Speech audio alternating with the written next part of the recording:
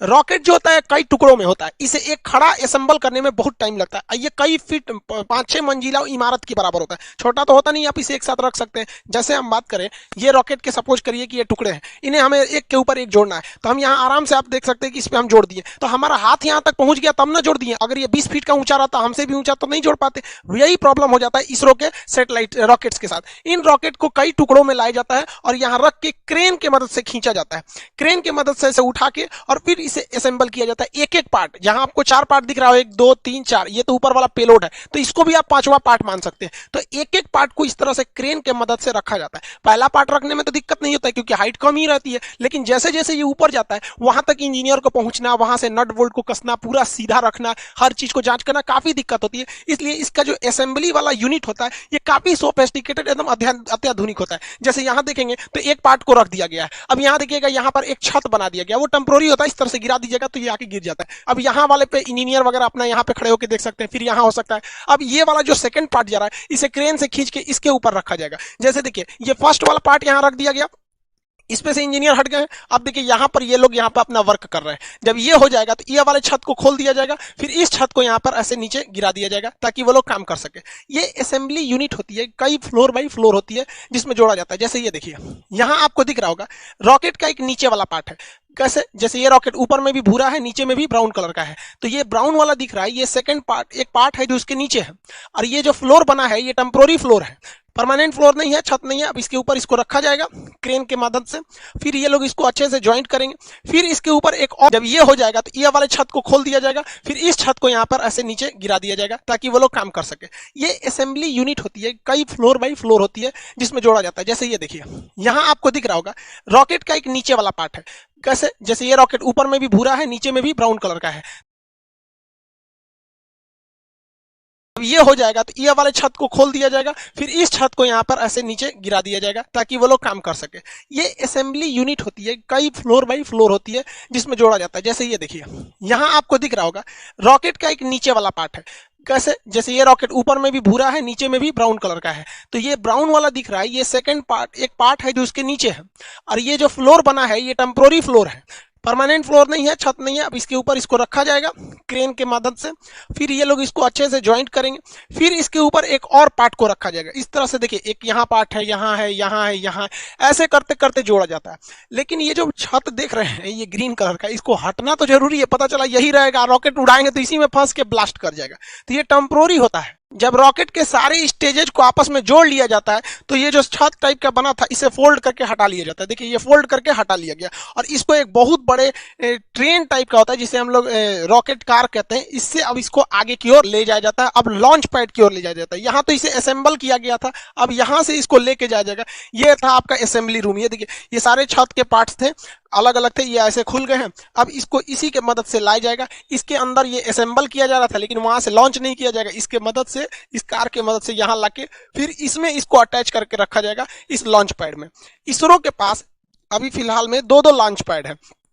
एक launch pad से हो नहीं पाता था, इसलिए इसरो जो थी अपने असेंबली लाइन को, जैसे यहाँ देखिए एक असेंबली यूनिट यहाँ था, एक नया यहाँ बना दिया गया, दो असेंबली यूनिट ले आके और लॉन्च पैड दो रखे गए ताकि ले आने में दिक्कत ना हो, जल्दी से जल्दी और ज्यादा से ज्यादा मात्रा में सैटेलाइट को लॉन्च किया जा सके। इसरो के दो लॉन्च पैड है, एक की असेंबली लाइन लॉन्च पैड के काफी करीब है और वहीं दूसरे की असेंबली लाइन देखिएगा तो लॉन्च पैड से काफी दूरी पर है। ये जो इसका जो सैटेलाइट कैरिंग कार होता है ये ट्रेन की पटरी पर चलता है, बहुत ही भयानक इसका लोड रोकने की क्षमता होती है, बहुत धीमी गति से लेकिन ये आगे बढ़ता है। बहुत तेज गति से आएंगे तो ये डिसबैलेंस होकर गिर जाएगा। रॉकेट की एक सबसे बड़ी समस्या है कि जब ये उड़ता है तो इसके नीचे से इतना थ्रस्ट निकलता है और इतना आग निकलता है कि ये रॉकेट खुद ही जल जाएगा, इतना ज्यादा मात्रा में रहता है। इसलिए इसमें थ्रस्ट निकलने के लिए नीचे एक कैनाल बना दिया जाता है, गड्ढा, और यहाँ देखेंगे तो यहाँ आपको सुराख मिलेगा, छेद। तो इससे जब रॉकेट का जो आग निकलेगा वो नीचे चला जाएगा और इस साइड से आग निकलेगा। नहीं, अगर ये छेद नहीं बनाएंगे या ये गड्ढा नहीं बनाएंगे तो यहीं पर इतना आग लग जाएगा कि लॉन्च पैड सहित यही जल सकता है। यहाँ देख सकते हैं आप आराम से कि इसमें जो सुराख था इसका जितना थ्रस्ट है इसमें गया और इस साइड से, दोनों साइड से निकल रहा है। तो ये कैनाल बनाना जरूरी है वरना ये अपने में थ्रस्ट करके मर जाएगा, वहां पे ब्लास्ट करके, मतलब ये खुद ही जल जाएगा।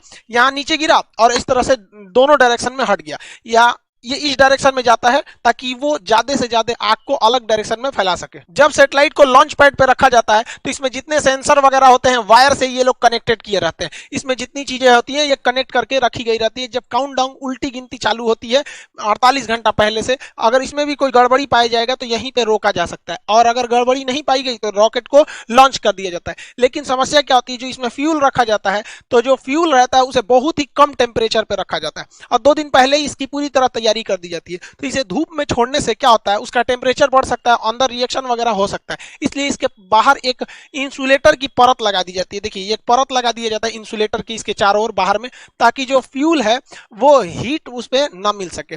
और जब ये लॉन्च करता है तो यही टुकड़ा नीचे गिरने लगता है। तो आप जब भी देखेंगे सैटेलाइट लॉन्च करते समय ये टुकड़े बाहर गिरते रहते हैं। ये फ्यूल को रोकने के लिए इंसुलेटर होता है जो हीट को अंदर जाने नहीं देता है। रॉकेट जब जमीन से ऊपर जाता है तो ये न्यूटन के तीसरे नियम पे काम करता है। ये थ्रस्ट धकेलता है और ये ऊपर जाता है। लेकिन आपको पता है कि पृथ्वी का अपना गुरुत्वाकर्षण क्षमता होती है, ये किसी चीज को अपनी ओर खींचती है। आप पृथ्वी से जितना ज्यादा करीब रहेंगे वो उतना ज्यादा खींचेगा। इसलिए रॉकेट को सबसे ज्यादा ताकत की जरूरत होती है तब जब वो जमीन छोड़ रहा होता है, क्योंकि वो पृथ्वी के करीब है। आप पृथ्वी को छोड़ के ऊपर जाएंगे या नीचे जाएंगे, जी की वैल्यू घटती है। ये फिजिक्स के चैप्टर में पढ़ाए थे हम आपको, गुरुत्वाकर्षण वाले चैप्टर में। तो वहां पर यहाँ ज्यादा जरूरत है स्टार्टिंग पोजिशन में। इसलिए रॉकेट का ये जो मेन इंजन होता है, ये मेन पार्ट, इसके अलावे इस साइड से छोटे छोटे और रॉकेट जोड़ दिए जाते हैं जिन्हें हम रॉकेट बूस्टर कहते हैं। ये 6 की संख्या में होते हैं बूस्टर। अब जो पीएसएलवी का बूस्टर है वो छोटा होता है और जीएसएलवी का बूस्टर बड़ा होता है। आगे समझाएंगे दोनों में अंतर क्या होता है। यहां देखिए ये बूस्टर है, ये बूस्टर, और ये मेन रॉकेट है ऊपर। बूस्टर जो होते हैं शुरुआत में एक्स्ट्रा पावर देते हैं ताकि ये पावर बहुत तेजी से उड़ सके, और आगे जाकर बूस्टर खुल जाते हैं। फिर एक एक पार्ट भी धीरे धीरे खुलते रहता है, लास्ट में तो सैटेलाइट ही पहुंचती है। रॉकेट के ये साइड वाले जो बूस्टर होते हैं, इसके अलावा रॉकेट का 4 स्टेज देखिए, पहला, दूसरा, तीसरा, चौथा। ये ऊपर वाला ये होता है, इसे पेलोड भरा होता है, इसी को हम लोग बोलते हैं प्रोटेक्टिव केसिंग। ये ढक्कन के समान होता है। इसी ऊपरी भाग में हम लोग सैटेलाइट को रख के या जिस चीज को लॉन्च करना है उसको इसमें रख के भेज देते हैं। अब देखिए ये ऊपर वाला जो सैटेलाइट केसिंग होती है, देखिए साइड में ये हिस्सा है, इसी के अंदर हम लोग सैटेलाइट को रखे हैं। सैटेलाइट को रखने के बाद इसको जब ढक देते हैं तो ये पूरी तरह से बंद हो जाता है। जो रॉकेट का ऊपरी भाग देखते हैं ये खुला हुआ रहता था, यही वाला हिस्सा है। देखिए ये एक साइड में इधर खुला हुआ है, एक साइड में इधर खुला है, बीच में इसको बंद कर दिया जाता है। तो ये रॉकेट का बीच में बंद कर दिया गया। तो ये जो होता है उसका प्रोटेक्टिव केसिंग होता है, इसी के अंदर सारे रॉकेट को भरे गए रहते हैं। इस बार जैसे देखिए, जैसे रॉकेट जाता है तो ये प्रोटेक्टिव केसिंग खुल जाता है, इसके अंदर सैटेलाइट होते हैं। इस बार वहां पे भागवत गीता और नरेंद्र मोदी का फोटो भी भेजा गया है।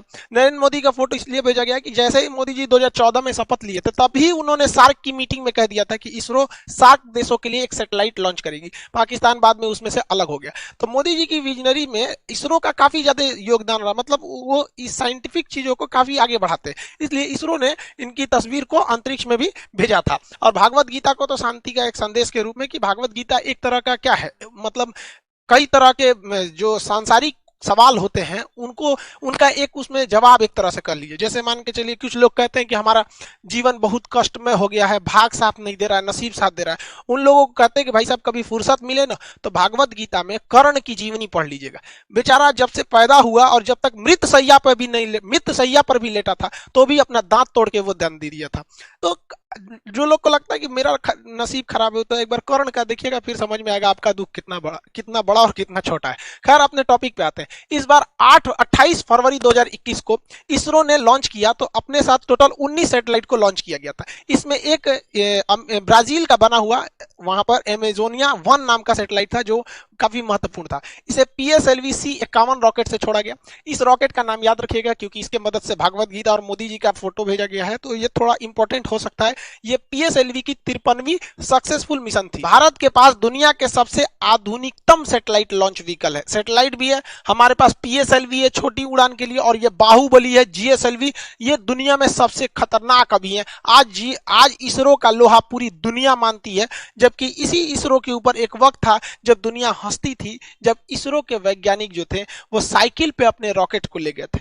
ये नारियल के पेड़ में बांध के रॉकेट उड़ाए थे। इनके पास आज की तरह इतनी बड़ी क्षमता नहीं थी। तब रूस, अमेरिका, ब्रिटेन और यूरोप जैसे देश भारत को देखकर हंसते थे और ये कहते थे कि ये दुनिया का एकमात्र देश है जो बैलगाड़ी से सैटेलाइट को लॉन्च करता है। भाई साहब हम हिंदुस्तानी हैं, ठान लेते हैं ना तो पहाड़ चीर देते हैं। यह अंतरिक्ष क्या चीज होता है यहाँ पर। इसलिए कभी भी भारतीयों को अंडर एस्टिमेट नहीं करना चाहिए। यहाँ किसी का एक बार अगर ये लो चैलेंज ले लिया ना, फिर ये कुछ भी कर सकते हैं। हमें नाज है अपने इसरो के साइंटिस्ट के ऊपर। हम यही उम्मीद करते हैं कि दिन दुनी इसरो और आगे बढ़ते जाए, ताकि हम भारतीयों का सीना गर्व से चौड़ा हो सके। आई होप आप समझे होंगे जीएसएलवी और पीएसएलवी में अंतर और रॉकेट के स्टेजेस को। मिलेंगे नेक्स्ट क्लास में।